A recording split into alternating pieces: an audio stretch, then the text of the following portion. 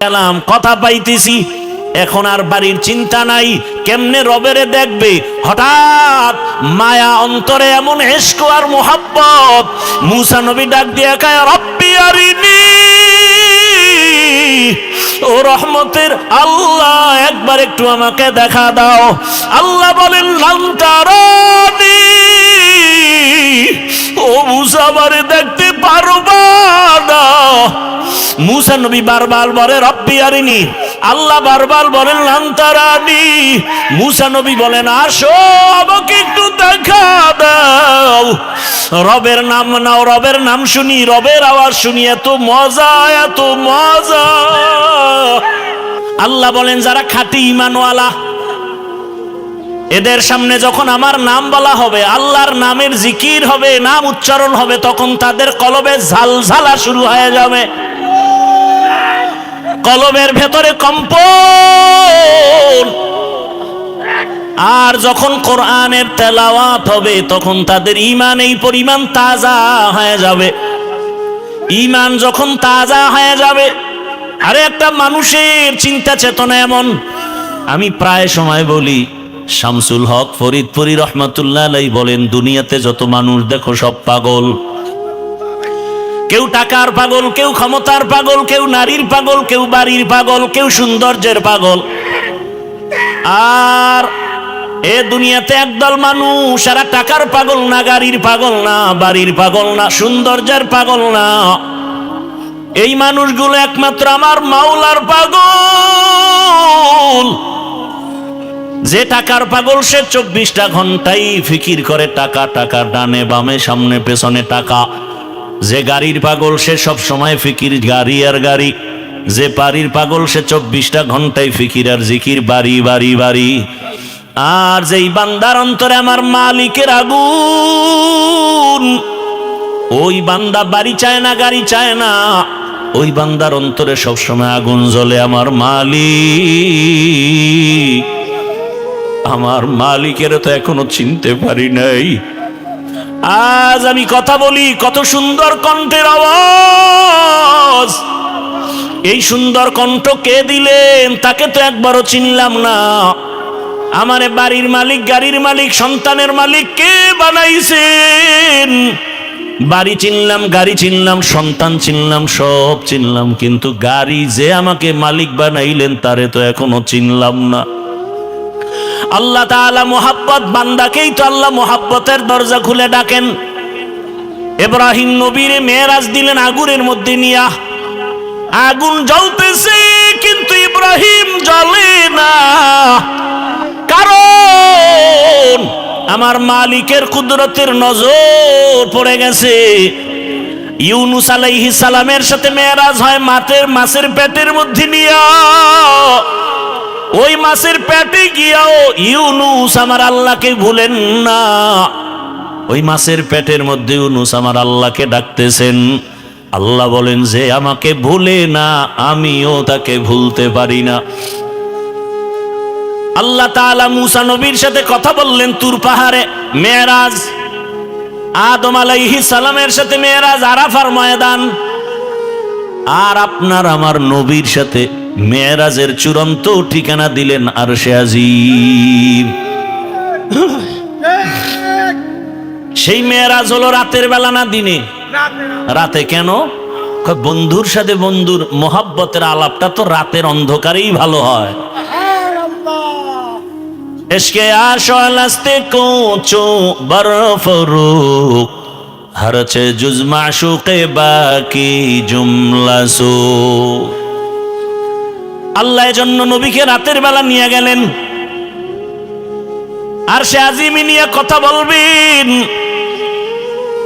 আল্লাহ তাআলা জিবরাইল আমিনকে পাঠায় বলে যাও আমার নবীকে সাজাইয়া নিয়ে আসো আমার বাড়ি আরশে আজিমে।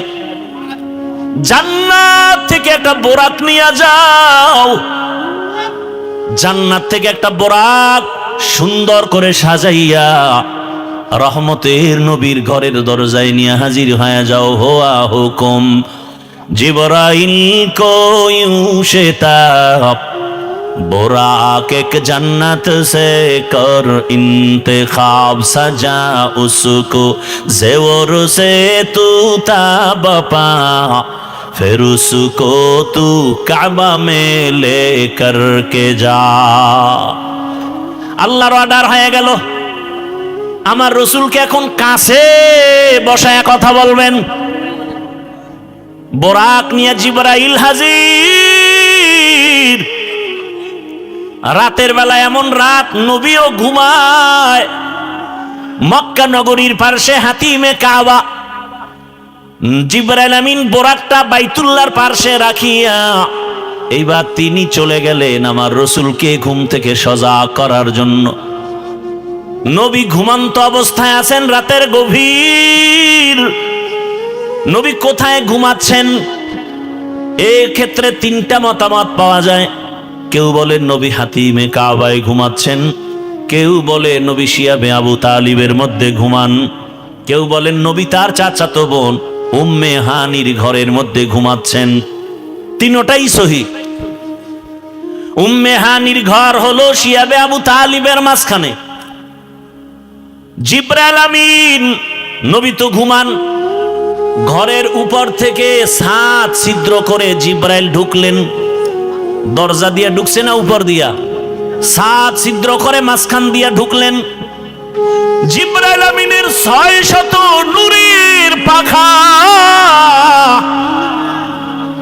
রহমতের নবী ঘুমাচ্ছেন। এই মুহূর্তে কোনো আওয়াজ দেওয়া যাবে না। রহমতের নবী ঘুমান। হাত লাগানো যাবে না, মাথায় কোনো টাচ করা যাবে না। জিবরাইল 600 নূরের পাখা এক পাশে রেখে রহমতের নবীর কদম মোবারকের তলায় গিয়ে একটু পাখা লাগায়া দিলেন। কেউ বলেন জিব্বা লাগাইছেন। রহমতের নবী সজাগ হয়ে গেলেন। তাকায় দেখে জিবরাইল আমিন সামনে বসা। নবী জিজ্ঞাসা করলেন, ভাই জিবরাইল, এই রাত্রে কেন? আবার তাকায় দেখে উপর থেকে আলো দেখা যায়, ছিদ্র, দরজা আটকানো। বলে আপনি কি দরজা দিয়ে ঢুকেন না? কয় না। কোথার থেকে? বলে ছাদ ছিদ্র করে আসছে। উল্টা পথে কেন? আজকে সব ব্যবহার উল্টাই হবে, সব উল্টা হবে। আপনার জন্য এক মহা সুসংবাদ নিয়ে আসছি। আমার আল্লাহ আপনাকে দাওয়াত দিয়েছেন, এখনই রেডি হবেন, আল্লাহর বাড়িতে যেতে হবে। কেমন মজা! এগুলো বুঝবে কে? বুঝবে কে? তেরা আয়না আলমে রঙ্গ বু হে, তেরা আয়না আলমে রঙ্গ বু হে, जिधर देखता हो उधर तू ही तू है। আরে আল্লাহর মোহাব্বতের বান্দারা, সর্বাবস্থা আমার মালিকের পাওয়ার জন্য পাগল পারা হয়ে থাকেন। অন্তরের মধ্যে একটা আগুন জ্বলতে থাকে। দুনিয়ায় সব পেলাম, কিন্তু আসল মালিকের যদি না পাই আমার কোনোটাই আর জীবনে সফল হবে না। জিবরাইল আমিন বলেন, নবী রেডি হন, চলতে হবে রবের দরবারে। বোরাক রেডি। নবীকে উঠাইয়া জিবরাইল আমিন চলে গেলেন হাতিমে কাবা। বাইতুল্লাহ দেখছেন যারা, ওই 4 দেয়ালের ঘরের পাশে বুক বরাবর একটা আলাদা দেওয়াল আছে, ছোট, এটা হাতিমে কাবা। পুরাটাই ছিল বাইতুল্লাহর ঘর, পুরাটাই। কিন্তু রসুলের যখন 30 বছর বয়স, ওই বাইতুল্লাহটা ভেঙ্গে নতুন করে উঠাইতে গিয়া টাকা ছিল না। হালাল ভাবে টাকা সবাই ভাগ ভাগ করে দিয়া দেখে পুরাটা উঠানো যায় না, ওটা বাদ দিয়ে পরে করছে। কিন্তু ওটাও কাবা, কাবার অংশ। বাইতুল্লাহর মধ্যে 2টা দরজা ছিল। কয়টা? এখন একটা আছে আর একটা নাই। ওই বরাবর ওই পাশে আর একটা। রহমতের নবীকে হাতিমে কাবায় নিলেন। ওখানে নবী আরেকটু শুয়ে পড়লেন, আবার উঠাইয়া রহমতের নবীকে ঝমঝম কূপের কিনারায় নিয়েছেন। নবীকে চিৎভাবে শোয়াইলেন। নবীজির সিনা মুবারকটা ছিদ্র করে ফেললেন।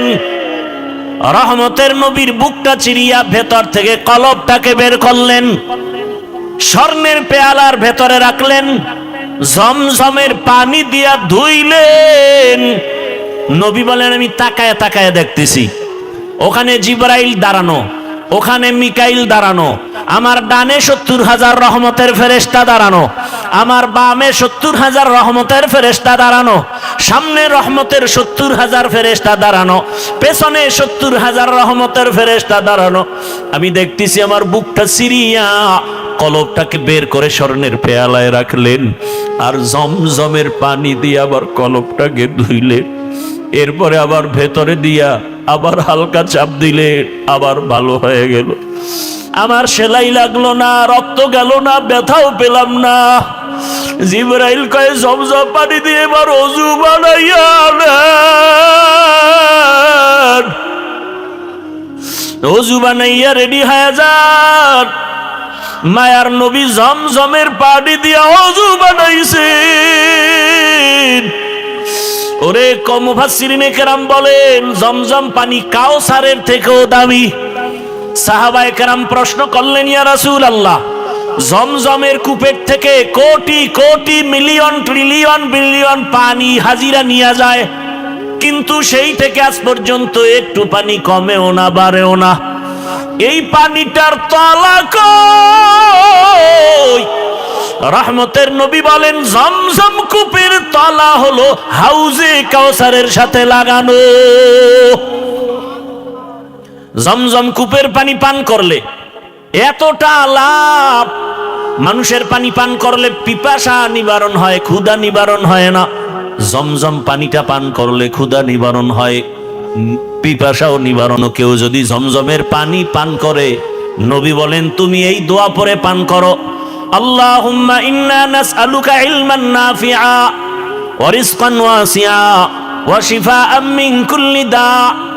জমজমের পানি পান করো, রোগের ঔষধ। বান্দা তোমার শেফা আল্লাহ দান করবেন, এত পাওয়ারওয়ালা পানি। নবী বলেন ওযু করলাম, এরপরে 2 রাকাত নামাজ আদায় করলাম। মেরাজ সফর শুরু হবে, এখান থেকে একটা সবক, কেউ যদি সফরে বের হও, ওযু সহ বের হও, 2 রাকাত নামাজ পড়ে বের হও। নবী নামাজ কমপ্লিট করে দোয়া করলেন। এবার জিবরাইল বলেন, ইয়া রাসূলুল্লাহ, বোরাক রেডি, উঠেন। নবী উঠবে, কিন্তু বোরাক একটু বাহানা করে, উঠাইতে চায় না। জিবরাইল বলে, বোরাক এমন কেন করো, চিনো? বলে, হ্যাঁ চিনি, নি তো রহমতের নবী। বাহানা করার একটা কারণ, নবী যদি একটু বলতেন আজ আমাকে বাহন উঠবেন, ব্যবহার করবেন, হাসরেও জান্নাতে আমাকে ব্যবহার করবেন, যদি নবী বলতেন আমি একটু খুশি হইতাম। এই কথাটা শোনার জন্য আমি বাহানা করতেছি। রহমতের নবী আমার পিঠে সওয়ার হয়ে যাবেন। রহমতের নবী উঠলেন, জিবরাইল মিকাইল চলছে। বাইতুল্লাহ থেকে বাইতুল মাকদিস যাইতে 1 মাস লাগে। নবী বলেন আমি তাকায়া দেখলাম এই বোরাক একটা কদম দেওয়া মাত্র বাইতুল মাকদিসে হাজির। মসজিদ থেকে মেরাজ শুরু। এজন্যই তো বান্দা মুমিনের মেরাজ হলো নামাজ। মসজিদে গিয়া নামাজে দাঁড়াও, ওখানে ঢুকার সময় ইতিকাফের নিয়তে ঢুকো। দুনিয়াবি কালেকশন সব বন্ধ, এখন রবের সাথে সম্পর্ক, রবের দরবারে হাজির হয়ে গেছো। এজন্যই তো নামাজের মধ্যে কোনো সালাম চলে না, কথা চলে না। কেন? তখন একমাত্র কথা চলে আমার রবের সাথে। নামাজের ভেতরে রবের সাথে কথা চলবে। দুনিয়ার কানেকশন বন্ধ, ব্যবসা বন্ধ, চাকরি বন্ধ, কথা বন্ধ। কেউ সালাম দেওয়া জায়েজ নাই, দিলেও নিতে পারবে না। রহমতের নবী বলেন বের হয়ে গেলাম, মাঝখানে আরো জায়গায় জায়গায় দাঁড়াইলাম। প্রথম স্টেশন মদিনাতুল মুনাওয়ারায় নামলাম, 2 রাকাত নামাজ পড়লাম। এরপরে আবার যাইতেছি, মুসা নবীর এলাকা তুরু পাহাড় দেখলাম। মুসা নবীর কবরটাও আল্লাহ দেখাইছেন। আমি মুসা নবীর কবরের দিকে তাকায় দেখি মুসা নবী কবরে নামাজ আদায় করতেছি। আল্লাহ রসুল বলছেন সব নবীরা কবরে জিন্দা। আল আম্বিয়া ওয়া হিয়াউন ফি কুবুরিহিম ইউসাল্লুন। সমস্ত নবী রসুল কবরে জিন্দা। আল্লাহ কোরআনে বলেন আমি এদেরকে খানা দেই, রিজিক দেই। এই হাদিসটা আওলাদে রসুল হুসাইন আহমদ মাদানী রসুলের রওজার পার্শ্বে ছাত্রদেরকে পড়াচ্ছেন। ছাত্ররা কয়, হযরত, নবী রসুল মসজিদে কবরের মধ্যে নামাজ পড়েন, এটা কেমনে? কয়, আমাকে জিজ্ঞাও কেন? যিনি হাদিস কইছেন তিনি তো রওজায় আছে, তাকে জিজ্ঞেস করো। ছাত্ররাও তো তেমন আমাদের মতো বেআমল আর বেয়াদব না। আওলাদে রসুলের সামনে ছাত্র কত দামি। সাথে সাথে ওরা মোরাকাবায় গেল। ছাত্ররা মোরাকাবায় দেখতেছেন রহমতের নবী সিজদায় পড়ে আছেন। ভাইরা আমার, বাইতুল মাকদিসে চলে গেলেন। রহমতের নবী জিবরাইল আমিন একটা খুঁটির সাথে বোরাকটাকে বাঁধলেন। ওখানে সব নবী রাসূল এসে হাজির হয়ে গেলেন। জিবরাইল আমিন আজান দিলেন। এরপরে ইকামত, ইমামতি কে করবেন? রহমতের নবীকে আল্লাহ পাক সামনে যাওয়ার হুকুম দিয়ে দিলেন। নবী ইমাম হয়ে গেলেন। প্রত্যেকটা পয়েন্টে অনেক কথা বলার সময় নাই। ওখান থেকে আল্লাহ পাক নবীকে আরশে আজিমের দিকে রওনা করায় দিবেন। বোরাক রেডি। নবী বসলেন, জিবরাইল আমিন বসলেন। এক টানে 500 বছরের পথ চলে গেল চোখের পলকে প্রথম আসমানে। প্রথম আসমানে গিয়া দেখে, নবী বলেন আমি দেখি 2টা দরজা, জমরা দিয়া কুত পাথরের দরজা। দোনো দরজার বাহির সাইডে 2টা তালা লাগানো, নূরের তৈরি তালা। জিবরাইল বলে, এই দারোয়ান, গেট খোলো। ভেতর থেকে আওয়াজ আসতেছে, মান আনতা, কে আপনি? বলে, আনা জিবরাইল, আমি জিবরাইল। আমাম্মাক, আপনার সাথে কে? বলে, হুয়া মুহাম্মদ সাল্লাল্লাহু আলাইহি ওয়াসাল্লাম। দরজা খোলো। বলে, কেন? কয়, ভেতরে যাব। দারোয়ান কয়, অনুমতি নিয়ে আসা হয়েছে নি? জিবরাইল বলে, হ্যাঁ। দারোয়ান বলে, চাবি তো আমার হাতে নাই, চাবি তো রহমতের রসুলের হাতে, চাবি তো ইসমে আজম, বিসমিল্লাহ বলবে তো তালা খুলে যাবে। নবী বললেন, আমি বিসমিল্লাহ বলা মাত্র দোনোটা নূরের তালা খুলে গেল। ভেতরে ঢুকলাম। নবী বলেন, প্রত্যেক আসমানে 2টা করে দরজা আছে। এক দরজা দিয়া বান্দার আমল আরশে আজিমে যায়, আর এক দরজা দিয়া আমার মাওলা বান্দার জন্য রিজিক পাঠায়। হ্যাঁ, আল্লাহ রিজিক পাঠায় এক দরজা দিয়া, আর এক দরজা দিয়া বান্দার আমল চলে যায়। নবীজি বলেন, আমি ঢুকলাম, ঘুরে ঘুরে ঘুরে ঘুরে দেখলাম। এরপরে আবার উপরে গেলাম, মহাশূন্য। এরপর দ্বিতীয় আসমান, সেখানেও 2 দরজা, নূরের তালা। এখানেও জিবরাইল অনুমতি চাইল। এভাবে করতে করতে সপ্তম আসমানে চলে গেলাম। সপ্তম আসমানে গিয়া দেখি একটা নূরের ঘর, যাকে বলে বাইতুল মামুর। 70,000 রহমতের ফেরেশতারা তাওয়াফ করে। একবার যারা সুযোগ পাবে, কিয়ামতের আগে আর সুযোগ নাই। আমি ওখান থেকে আর উপরে গেলাম সিদরাতুল মুনতাহা। রাতের অল্প সময় একটা বড়ই গাছ, তেলের ড্রামের মতো এক একটা বড়ই, আর হাতির কানের মতো এক একটা পাতা, কালকে লাল। নবী বলেন, ওখান থেকে এবার জিবরাইল আলাদা, আল্লাহ আলাদা বোরাক পাঠাইছেন, আর আলাদা একটা বাহন পাঠাইলেন রফরফ নামের। ওখান থেকে আবার সফর শুরু। যাইতেছি যাইতেছি, কত পানি, কত আগুনের স্তর পারায়া, যাইতে যাইতে যাইতে যাইতে অনেক উপরে যাইতেছি, অনেক। হঠাৎ পানির স্তর পারাইয়া অনেক উপরে গিয়া দেখি নূরের তৈরি আরশে আজিম। আমি ওখানে গিয়া জুতা খুলতে শুরু করলাম। হঠাৎ করে আওয়াজ আসতেছে, রহমতের নবী, জুতা পরে ঢুকেন, আপনার জুতার ধুলি নেওয়ার জন্য আরশ অপেক্ষায় আছে। রহমতের নবী ঢুকলেন। আরশে আজিম 8 জন ফেরেশতারা কাঁধে নিয়ে দাঁড়ানো। ওদের পা হলো 7 জমিনের নিচে। ওই ফেরেশতারা জানে না তাদের কাঁধে কি আছে। আরশে আজিমের উপরে হলো আমার আল্লাহর আসন, কুরসি।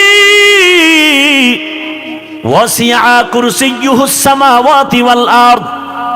রহমতের নবী ঘুরে ঘুরে দেখতেছেন আল্লাহ পাকের আসন ওই কুদরতের কুরসির চতুর্দিকে 70,000 নূরের পর্দা লাগানো।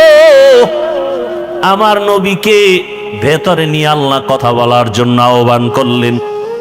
রহমতের নবীকে পর্দা একটা একটা খুলেন আর ভেতরে নেন, নূরের পর্দা খুলেন আর ভেতরে যান। কাছাকাছি আল্লাহ পাক আমার রহমতের রসুলকে নিয়া এরপরে কথা বলবেন। আল্লাহ তাআলা বলেন, নবী বলেন, আমাকে আল্লাহর পাশে নিয়া মোহাব্বতের আলোচনা শুরু করলেন। রহমতের নবীকে পাশে বসাইয়া নবী বলেন কোরআনের আয়াত, ফা আওহা ইলা আবদিহি মা আওহা। আল্লাহ তাআলা বলেন, আমি রসুলকে মনের মতো কথা বললাম। এবার আসেন আয়াতের ভেতরে আল্লাহ বলছেন সুবহান, আমি পবিত্র। আল্লাহ তো সব সময় পবিত্র। মেরাজের ঘটনা বয়ান করতে গিয়া পবিত্র শব্দ বললেন কেন? মুফাসসিরিনে কেরাম বলেন, মানুষ অনেকে কল্পনা করে এটা কেমনে সম্ভব, কেমনে সম্ভব, কেমনে সম্ভব। আল্লাহ বলেন তোমার সব প্রশ্ন থেকে আমি পবিত্র, আমি সুবহানের দ্বারা সম্ভব। দুনিয়ার সবাই বলে অসম্ভব, সুবহান তার দ্বারা কি সম্ভব। ঈসা নবীকে জমিন থেকে দ্বিতীয় আসমানে যদি মাওলায় নিতে পারেন, আমার রসুলকে পারবেন না? পারেন না?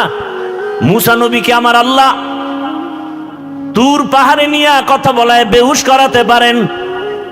ইউনুস নবীকে মাছের পেটে নিয়ে আবার যদি ফিরায় দিতে পারেন, তাহলে আমার রসুলকে আরশে নেওয়া অসম্ভব। আল্লাহ বলেন সুবহান, আমি পবিত্র, সত্তার জন্য সম্ভব। বিলকিসের সিংহাসন সুলাইমান পয়গম্বরের সামনে চোখের পলকে হাজির করেছেন একজন সাধারণ মুসলমান মানুষ, কোরআন ও হাদিসের ইলমওয়ালা, আল্লাহর দেওয়া ইলমের অধিকারী, চোখের পলকে নিয়ে আসছেন। এটা যদি পারে আমার রসুলকে আল্লাহ কেন আরশে আজিমে নিতে পারবেন না? আল্লাহ বলতে গিয়ে বলেন সুবহান, পবিত্র সত্তা, আল্লাযী আসরা বিআবদিহি, ভ্রমণ করাইলেন তার বান্দাকে। এখানে একটা পয়েন্ট খুব খেয়াল করবেন, ভ্রমণ করাইলেন আল্লাহ তার, এখানে বান্দা বলতে কে? মুহাম্মদুর রাসূলুল্লাহ। আচ্ছা, এখানে অনেক কঠিন কথা। কোরআনে হাকিমে আমার আল্লাহ নূহ নবীকে নাম ধরে ডাকছেন, ইয়া নূহ। ইব্রাহিম নবীরে ডাকলেন ওয়ানা দাইনাহু আইয়া ইব্রাহিম। মুসা নবীরে ডাকলেন আমা তিলকা বিয়ামিনিকা ইয়া মুসা। কিন্তু কোরআনে হাকিমে কোথাও আমার রব আমার রসুলের নাম ধরে ডাকেন নাই।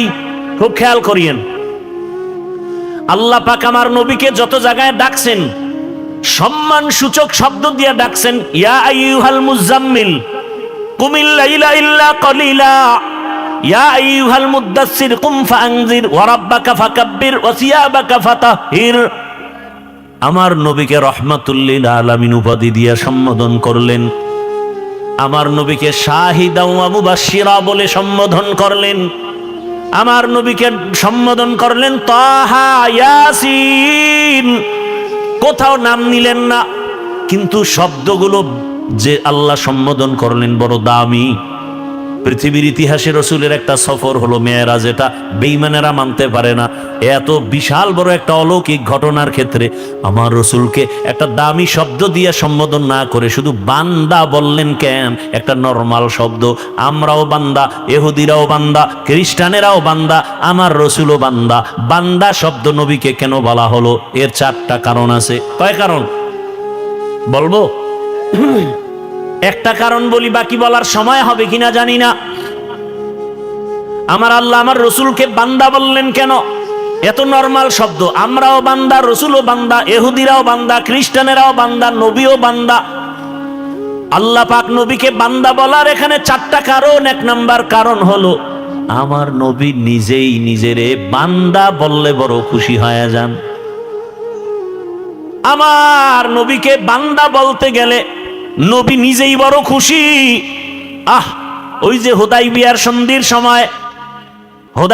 সন্ধির সময় খেয়াল করেন, যখন লেখাপড়া শুরু, লিখতেছে হযরত আলী কাগজ। নবী তো লিখতেও পারেন না, দেখা পড়তেও পারেন না। এখন সন্ধির মধ্যে লেখছে মুহাম্মদ ইবনে আব্দুল্লাহ মিন রাসূলিল্লাহ, আল্লাহর পক্ষ থেকে যিনি রসুল তিনি মুহাম্মদ আব্দুল্লাহর ছেলে। এখন মুশরিকরা কয়, এই রসুল লেখা হলো কেন? রসুল যদি মানি তা তার সন্ধি থাকে না। আমরা তো মুহাম্মদকে মুহাম্মদ মানি, রসুল মানি না। এখন ওমর তরবারি নিয়ে রেডি, নবী অর্ডার দিলি সাইজ করে ফেলাম। নবী কয় না, ঝগড়ায় যাইও না, চুক্তি হইতেছে, এবার রসুল নামটা কেটে দাও আলী। আলী কয় নবী আপনি কি রসুল না? বলে হ্যাঁ। ওটা কাটবো কেন? আমার কল্লা কাটতে পারি, রসুল কাটবো না। ওমরও রেডি, কাটবে না। এইবার নবী কয় তাহলে আমার কাছে দাও। নবী নিছেন চুক্তিপত্র নিয়ে, বলে রসুল শব্দটা লেখা কোথায়? আমাকে আঙ্গুল দিয়া ধরাও। নবীকে ধরায় দিছে। নবী শাহাদাত আঙ্গুলটা রেখে এভাবে একটা টান দিছেন, লেখা মুছে গেছে। নবীজি নিজের বান্দা বললে বড় খুশি হয়, কারণ আম্মা জান আয়েশা রাদিয়াল্লাহু আনহা একদিন রহমতের নবীকে জিজ্ঞাসা করেন, ইয়া রাসূলুল্লাহ, আপনি এত কষ্ট করেন, ইবাদত করেন, পা ফুলে যায়, এত পরিমাণ রসুল ইবাদতে সময় কাটান, পা ফুলে যায়। নবীজি কি বললেন জবাবে? আফালা আকুনা আবদান শাকুরা, ও আয়েশা, আমি কি আল্লাহর শুকরগুজার বান্দাদের মধ্যে অন্তর্ভুক্ত হব না? তাহলে নবী নিজেকে বান্দা বললে কি হয়? খুশি হয়। এই জন্য দেখছেন নি, ওই আরশে আজিমের মধ্যেও নবীকে বান্দা বলা হলো। ফাআওহা ইলা আবদিহি মা আওহা, আল্লাহ বলেন আমার বান্দার কাছে আমি ওহী নাজিল করলাম, যা বলার বলছি, এটা আর গোপন প্রকাশ না। এবার আরো মজার কথা, নবীর জিজ্ঞাসা, আপনি যে আমার বাড়ি আসছেন, হাদিয়া নিয়ে আসা দরকার না? কি নিয়ে আসছেন? নবী বলেন আত্তাহিয়াতু লিল্লাহ ওয়াস সালাওয়াতু ওয়াত তাইয়্যিবাত, তিনটা নিয়ে আইছি হাদিয়া। আল্লাহ কয় আমিও তিনটা দিলাম। আসসালামু আলাইকা আইয়ুহান নবী ওয়া রাহমাতুল্লাহি ওয়া বারাকাতুহু।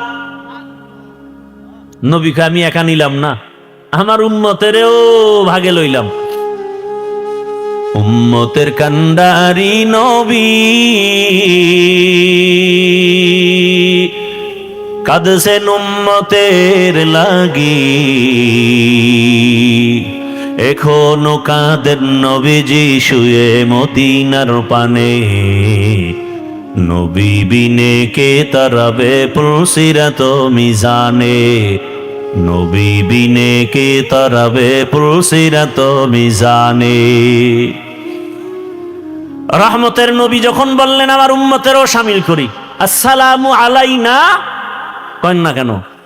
ওয়া আলা ইবাদিল্লাহিস সালিহিন। এইবার আল্লাহ কয়, এই ফেরেশতারা শুনছুনি এখানে আমার বন্ধু কি বলছে? কয় হ্যাঁ। তোরাও সাক্ষী দে। ফেরেশতারাও বলল আশহাদু আল্লা ইলাহা ইল্লাল্লাহু ওয়া আশহাদু আন্না মুহাম্মাদান। কারা কইছে এই কথা? ফেরেশতারা। খেয়াল করেন কিন্তু, আশহাদু আল্লা ইলাহা ইল্লাল্লাহু ওয়া আন্না মুহাম্মাদার রাসূলুল্লাহ, মুহাম্মাদান কইয়া ফেরেশতারা থেমে গেছে। মুহাম্মাদান আবদুহু ওয়া রাসূলুহু। এখন কয় আল্লাহ কয় ফেরেশতারা থামলা কেন? কয় কি বলমু? রাসূলুহু কয় না। কি বলবা? কয় আবদুহু বলো আগে, পরে রাসূলুহু। কারণ আমার হাবিব নিজেকে বান্দা বললে খুশি হয়, এজন্য আবদুহু আগে বলো, রাসূলুহু পরে। আমার বন্ধুরটা আগে আনো, আমারটা পরে নাও। আমার বন্ধু চায় বান্দা বলি, আর আমার থেকে দেওয়া রসুল। বন্ধুরটা আগে লাগাও আবদুহু, পরে আমারটা লাগাও রাসূলু। নবীকে আল্লাহ বান্দা বলার কারণ আর একটা হলো। দ্বিতীয় কারণ, দুনিয়াতে আল্লাহ মানুষ বানাইছেন, বান্দার সাথে মালিকের সাথে একটা মোহাব্বতের মিলন মেলা আছে, একটা সূত্র আছে। কেন আল্লাহ মানুষ বানাইছেন? ইবাদতের জন্য। যারা ইবাদত করে তাদের বলে বান্দা, আব্দ। আর যার ইবাদত করে তিনি হলেন মাবুদ। আর কাজের নাম ইবাদত। দুনিয়াতে যত ইবাদত করনেওয়ালা বান্দা আছেন, এর মধ্যে শ্রেষ্ঠ ইবাদত করনেওয়ালা হলেন আমার নবী।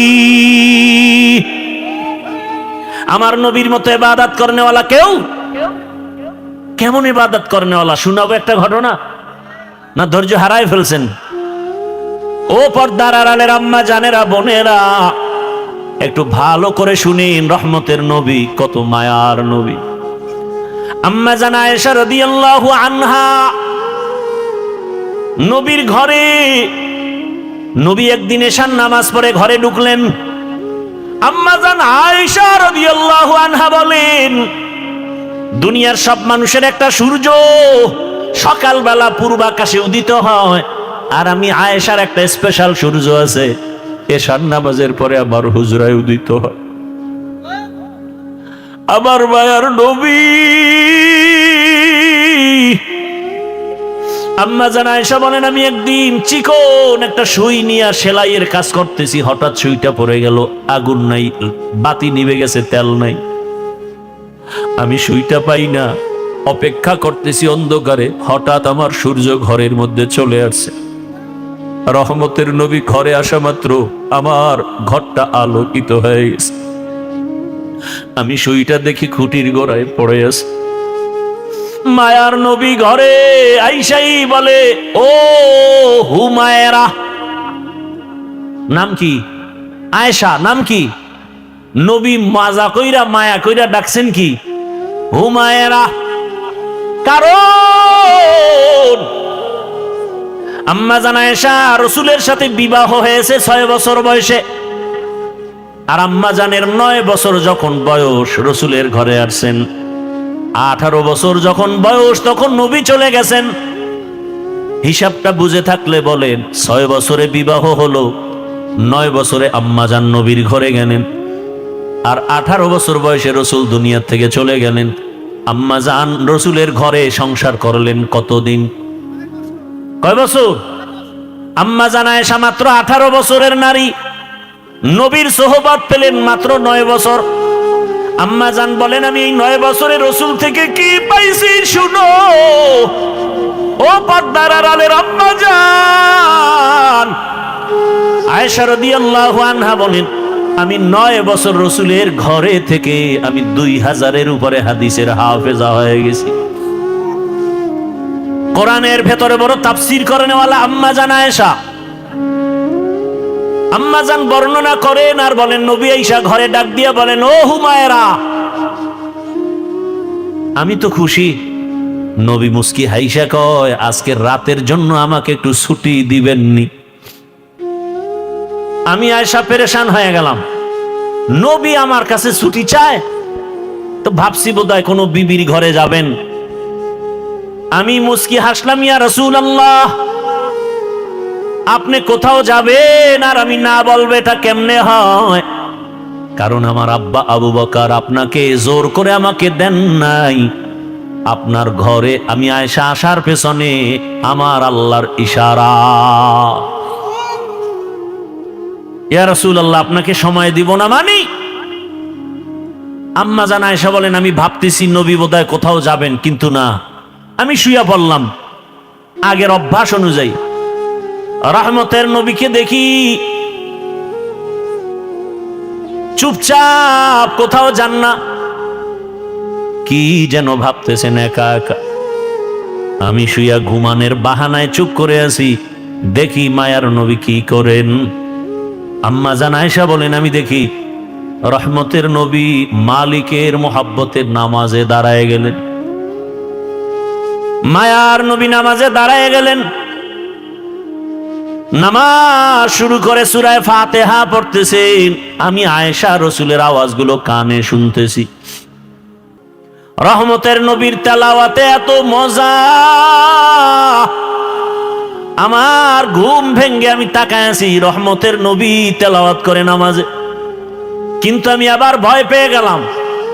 আমি জীবনে যতবার দেখছি রসুল নামাজ আদায় করে, কিন্তু আজকে দেখি ভিন্ন। রহমতের নবী নামাজে অঝোর ধারায় কান্না করতেছেন, কান্না কান্না, দাড়ি ভিজে ভিজে চোখের পানি পড়ে। নবী তেলাওয়াত করে আর কাঁদেন। কোরআনে হাকিমের বড় সূরা সূরা বাকারা তেলাওয়াত শুরু করলেন। মনে করলাম অর্ধেক গিয়া রুকুতে যাবেন, কিন্তু দেখি না, নবী কাঁদেন আর তেলাওয়াত করেন। করতে করতে পুরা সূরা বাকারা, এত বিশাল সূরাটা শেষ করে ফেললেন। ভাবলাম এবার নবী রুকুতে যাবেন, দেখি না, পরের সূরাটাও শুরু করলেন। নবী তেলাওয়াত করতেছেন আর কান্না করতেছেন। এর পরের সূরাটাও তেলাওয়াত করলেন। অঝোর ধারায় রাসূলের কান্না। আমি আয়েশা ভয় পেয়ে গেলাম, মনে হয় রহমতের নবী জীবনের শেষ নামাজ বুঝি আদায় করতেছে। এত কান্না। রহমতের নবী মাত্র প্রথম রাকাতে এতগুলো সূরা পড়িয়া দীর্ঘ সময়, রাত অনেক পার হয়ে গেল, নবী সবে মাত্র রুকুর মধ্যে গেলেন। ভাবলাম নবী রুকু তাড়াতাড়ি করবেন। নবীকে জীবনে আমি এত দেরি করতে দেখি না, এত দেরিতে রুকুতে গেলেন আর দেরি করলেন। ভাবলাম মনে হয় নবী উঠবেন না। অনেক সময় পার হয়ে গেল, কান্না তো বন্ধ নাই। এক পর্যায়ে রাসূল দাঁড়ায় গেলেন। রুকু থেকে দাঁড়াইয়া কান্না অবস্থায় আবার সিজদায় চলে গেলেন। মাত্র প্রথম রাকাতের প্রথম সিজদায় গিয়া নবী এত মায়ার কান্না শুরু করলেন। নবী মাথা উঠান না। আমি ভয় পেয়ে গেলাম, নবীর জীবনের শেষ নামাজ নাকি। আমারও ভয়। রহমতের নবী প্রথম রাকাতের প্রথম সিজদায় পড়ে আছেন, কান্না।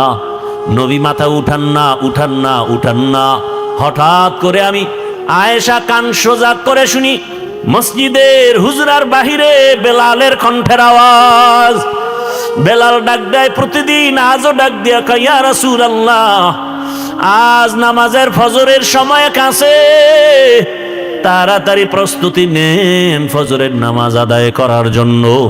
নবী এখনো প্রথম রাকাতের প্রথম সিজদায় পড়ে কান্না করেন। এখনো দ্বিতীয় সিজদা করেন নাই, দ্বিতীয় রাকাতও পড়া হয় নাই।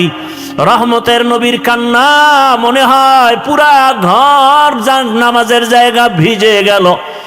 রহমতের নবীকে আমি জিজ্ঞাসা করি, ইয়া রাসূলুল্লাহ, আপনি এত কাঁদেন, আপনার তো কোনো গুনাহ নাই, আপনাকে প্রায় দেখি আপনি কান্না করেন। আমার নবী বলেন, আয়েশা, আমার কলিজায় কত ব্যথা তুমি জানো না রে আয়েশা। রহমতের নবী বললেন, ইয়া রাসূলুল্লাহ, আপনার জীবনে তো বহু কষ্টের কথা শুনছি, এমন কোন কষ্ট আছে নাকি যে বারবার আপনার দিলের মধ্যে আঘাত করে? মায়ার নবী কান্না করে কয়, আয়েশা, জীবনের কষ্টের কথা শেষ করা যাবে না রে আয়েশা। 3টা বছর পর্যন্ত আমার কওমের লোকেরা গৃহবন্দী করে রাখছে, পানি দেয় নাই, খানা দেয় নাই, গাছের পাতা চাবাইয়া চাবাইয়া পেটের ক্ষুধা নিবারণ করেছি, পেটে পাথর বেঁধেছি। ও আয়েশা, এত কষ্টের মাঝে আমার সব থেকে বেশি মনে পড়ে তায়েফের জমিনের পাথরের আঘাত। আমি যখন কালেমার দাওয়াত নিয়ে তায়েফের জমিনে চলে গেলাম, ওই তায়েফের বেঈমানেরা ছোট ছোট বাচ্চাদেরকে লেলিয়ে দিয়েছে। ওই তায়েফের ছোট ছোট বাচ্চাগুলো পাথর হাতের মধ্যে নিয়ে আমার শরীরে বসা পড়ে না, বাসি পড়ে না রে আয়েশা। ওই তায়েফের ময়দানের ছোট ছোট বাচ্চাগুলো এত জোরে জোরে পাথর মেরেছে, মনে হয় যেন পাথরের আঘাতে বৃষ্টির মতো আমার শরীর থেকে রক্ত পড়িয়া জুতা মোবারক আটকায় গেছে। আমার ওই কাফেরদের বাচ্চাদের পাথরের আঘাত আমার শরীর থেকে রক্ত পড়িয়া জুতা আটকায় গেছে, আমি সহ্য করতে পারি নাই। আসমান থেকে আমার আল্লাহ জিবরাইলের পাঠায় কয়, যাও যাও। আমার মায়ার নবী কান্না করলে আমি আল্লাহ সহ্য করতে পারি না। জিবরাইল আমিন আসি আমাকে বলে, নবী আপনি কাঁদিয়েন না, আমার মাওলা সহ্য করতে পারেন না, আপনি এখন অর্ডার দেন তায়েফের জমিন উল্টায়া ধ্বংস করে ফেলি। মায়ার নবী বলে, ভাই জিবরাইল ওদের মারিও না, ওরা জানে না আমি কেমন, ওরা জানে না আমি কেমন, আমি কত বড় অসহায়, আমি কত বড় ইয়তীম। এই তায়েফের মানুষ জানে না আমি যে বাবা হারা সন্তান। আমি দুনিয়াতে আসি একবারও বাবা বলে ডাক দিতে পারি নাই, বাবার আদর থেকে আমি বঞ্চিত, মায়ের আদর থেকে আমি বঞ্চিত। ও জিবরাইল এদের মারিও না। ও আয়েশা, ওই তায়েফের কথা মনে পড়লে আমি আর সহ্য করতে পারি না রে আয়েশা। আমার শরীর থেকে কি পরিমাণ রক্ত জমিনে পড়ে গেছিল। আমি অসহায়, আমার বাবা নাই, আমার মা নাই, দাদাও চলে গেছেন। এত কষ্টের জীবন আমার রব আমাকে এত আদর করেছেন। ওই মা হারা বাবা হারার ভেতর আমি আমার রবেরে ভুলি নাই। ও পর্দার আড়ালের মা বোনেরা, ও বৃদ্ধ বাবাজিরা, ও যুবক বাবারা, এই ময়দানে কত আল্লাহর বান্দা আছো, মা নাই, বাবাও নাই। আজকে মা হারা বাবা হারা সন্তানের কলিজায় কত আঘাত। এই মা বাবার চোখের পানি আর দোয়া ছাড়া মানুষ হওয়া সম্ভব না রে বাবা। ওই মায়ের চোখের পানি, বাবার চোখের পানি আর কষ্ট আজ আল্লাহ চেয়ারে বসাইছেন। ওরে মা বাবার জীবনের কষ্টের ঋণ আদায় করা যাবে না রে সন্তান। আমার মায়ার নবী কাঁদেন মা হারা বাবা হারা হয়ে। ও এতিম সন্তানেরা, ওই মা বাবার চেহারাটাও কি মনে পড়ে না? কবরের মধ্যে রেখে কেমনে আরামে ঘুমাও। তোমার আমার মা জীবনে কত কষ্ট করেছে, একটু চোখ বন্ধ করে খেয়াল করো বাবারা। ও যুবকেরা, বৃদ্ধ বাবাজিরা, পর্দার আড়ালের মা বোনেরা, ওই আমার মালিকের ভুলে গেছেন। কোন দিন যেন মালিক ডাক দেয় আর থাকা যাবে না। ওই মা বাবার জন্য চোখের পানি ছেড়ে দোয়া করেন। কত বাবা এত কষ্ট করে করে সন্তানকে বড় বানাইছেন। এক সময় বাবা চাল কিনতে পারে নাই, ডাল কিনতে পারে নাই। কত বাবার মনে চাইতো ইলিশ মাছ খাবে, কিনার মতো টাকা ছিল না। কত মায়ের অন্তর চাইতো বেদানা আঙ্গুর খাবে, কেনার টাকা ছিল না।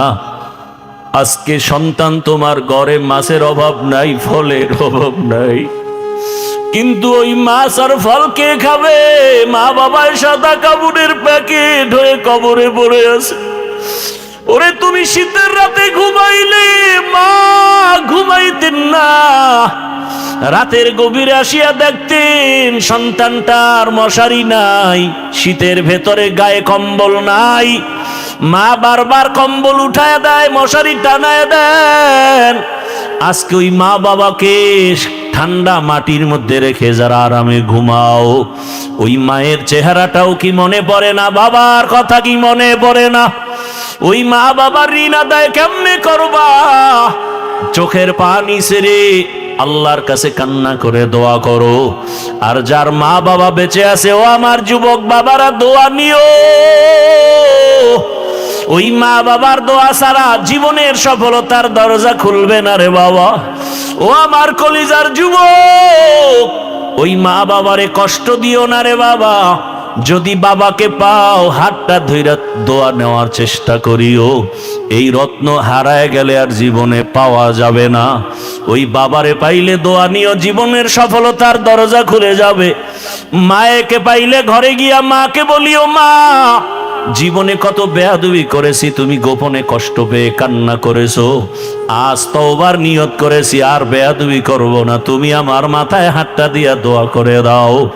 মাকে যদি বলতে পারো, দেখবা মায়ের চোখের কোঠায় পানি। মা ডেকে বলবে, বাবা আয়, আল্লাহর মোহাব্বত নিয়া মাথায় হাত দিয়া ডাকবে, ও আরশে আজিমের মালিক, আমার কলিজার সন্তানটাকে কবুল করে নাও। ও সন্তানেরা, ওই মা বাবার দোয়া নিয়ে আগায়া যাও, ওলামায়ে কেরামের দোয়া, শিক্ষকের দোয়া নিয়ে আগাও। ও পর্দার আড়ালের মা বোনেরা, একটা আদর্শ সন্তানের মা হইয়া কবরে যান। ওরে সন্তানের ভবিষ্যৎ চিন্তা করে ভালো আদর্শ যদি দিয়া যাইতে পারেন, সন্তান এক সময় দোয়া করবে আর গর্ব করবে, আমার মা কত ভালো, বাবা কত ভালো ছিল। আমার মা নামাজের সময় নামাজ আদায় করত, কোরআন তেলাওয়াত করত, কখনো বেগানা নিয়ে পড়ে থাকতো না, মোবাইল নিয়ে পড়ে থাকতো না। আমার বাবা কত আদর্শবান, আমার বাবা নামাজ পড়তো, আদর করত, নামাজ ছাড়তো না, বেপরদায় চলতো না, বেগানার দিকে তাকাইতো না। আর যদি মা বাবারা খারাপ আদর্শ রেখে চলে যান, সন্তান এক সময় মনে মনে ধিক্কার দিয়া বলবে, আমার মা বাবা এত খারাপ ছিল, আমি কেমনে ভালো হব। আমার মা বাবা দুজন তর্ক বিতর্ক ঝগড়ায় লিপ্ত থাকতো, নামাজ নাই, রোজা নাই, তেলাওয়াত নাই, সারাটা দিন মোবাইলে গুনাহ দেখতো, বেগানার পেছনে দৌড়াতো, তেলাওয়াতের খবর নাই, আমাদেরকেও ভালো লাইনে চালায় নাই, হারামের উপার্জনের পেছনে চলে যাইতো। ধিক্কার জানাবে রে মা বাবা, এখনো সময় আছে, তওবা করেন, আল্লাহর কাছে মন খুলে দুফোঁটা চোখের পানি ছেড়ে বলেন, হে মালিক, জীবনে তো গুনাহ কম করি নাই, আজ থেকে গুনাহ করব না, নামাজ ছাড়বো না, বেপরদায় চলবো না। আর যুবকেরাও তওবা করো, আর কোনোদিন মা বাবার সাথে বেয়াদবি করবা না, নামাজ ছাড়বা না, দাড়ি কাটবা না, বেপরদায় চলবা না। মা বাবার দোয়া নিয়া, শিক্ষকের দোয়া নিয়া, উলামায়ে কেরামের দোয়া পরামর্শ নিয়া, রসুলের মোহাব্বত নিয়া, নবীজির আদর্শ মেনে চলবা। আল্লাহর কাছে যদি তওবার মতো তওবা করতে পারো, আমার আল্লাহ জীবনের গুনাহ মাফ করে দিবেন। ও আল্লাহ আমাদের মাফ করে দেন, তওবাওয়ালা জিন্দেগি দান করেন। গুনাহের কারণে দিলটা পাথর, চোখে পানিও নাই, কান্নাওয়ালা চক্ষু দান করেন। আল্লাহ আমাদের জীবনটাকে রসুলের আদর্শে গড়ার তৌফিক দান করেন, আমিন। আলহামদুলিল্লাহি রাব্বিল আলামিন, ওয়াসসালাতু ওয়াসসালামু আলা সাইয়্যিদিল আমবিয়াই ওয়াল মুরসালিন ওয়া আলা আলিহি ওয়া আসহাবিহি আজমাইন। ইয়া আরহামার রাহিমিন, ইয়া আরহামার রাহিমিন, ইয়া আরহামার রাহিমিন। রব্বিরহামহুমা কামা রব্বায়ানি সগীরা। ও দয়ার মালিক, গুনাহের বোঝা নিয়ে আপনার দরওয়াজায় হাজির। আয় আল্লাহ, ময়দানে আমার মতো গুনাহগার কেউ নাই, আমার গুনার খবর কেউ জানে না, আপনি জানেন। গুনাহের কারণে আমার হাত না পাক, আমার চোখ না পাক, আমার জিহ্বা না পাক, আমার অন্তর না পাক। আয় আল্লাহ, তওবার নিয়তে আসছি, আর গুনাহ করব না রে মালিক, আর গুনাহ করব না, আর গুনাহ করব না। আয় আল্লাহ, গুনার কারণে দিলটা পাথর, চোখে পানি নাই, কান্নাওয়ালা চক্ষু দান করেন আল্লাহ। আয় আল্লাহ, গুনার কারণে আমাদেরকে ফিরাইয়া দিয়েন না, রাগ করিয়েন না। আয় আল্লাহ, আমরা তওবার নিয়ত করেছি, আর গুনাহ করব না রে আল্লাহ। এ জীবনে না করিলাম বন্দেগি, গুনাহ করে কাটাই না জিন্দেগি, গুনাহ করে কাটাই না জিন্দেগি।